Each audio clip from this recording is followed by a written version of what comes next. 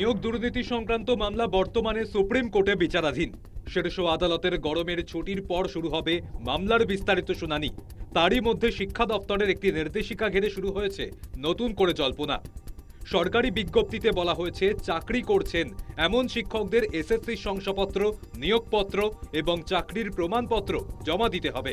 চাকরিরত শিক্ষকদের মধ্যে যারা এখন নিয়োগপত্র পাননি, তাদের অ্যাপ্রুভাল মেমো জমা করতে হবে। সমস্ত শিক্ষককে এই নথি জমা দিতে হবে নতুন খোলা পোর্টালে। লগ ইন করে তথ্য বা নথি জমা দিতে হবে। জমা দেওয়ার শেষ দিন 27 মে। নথির হার্ড কপি স্কুলের প্রধান শিক্ষকের মাধ্যমে ডিআইদের কাছে পৌঁছে দিতে হবে। জানা গেছে, সম্প্রতি কলকাতা হাইকোর্টের বিচারপতি বিশ্বজিৎ বসু রাজ্যের সমস্ত স্কুল শিক্ষকের যোগ্যতার প্রমাণ সংক্রান্ত নথি সরকারের কাছে চেয়ে পাঠায়। সেই নির্দেশ অনুসারে এই নির্দেশিকাই বলে খবর। এর ফলে প্রায় 1,30,000 শিক্ষককে নথি জমা করতে হবে।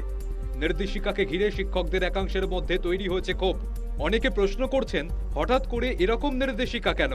তাহলে কি শিক্ষা দপ্তর কোনো শিক্ষকের নিয়োগ সম্পর্কে নিশ্চিত নন? News time.